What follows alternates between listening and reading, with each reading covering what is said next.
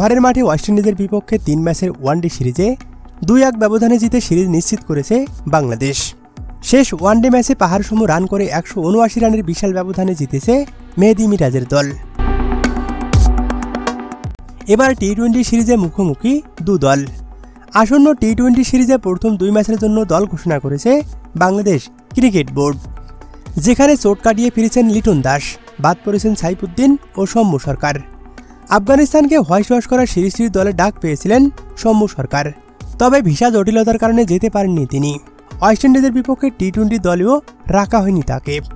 আগামী 27, 29 এবং 31 অক্টোবর 3 ম্যাচের টি-20 সিরিজ খেলবে বাংলাদেশ ও ওয়েস্ট ইন্ডিজ।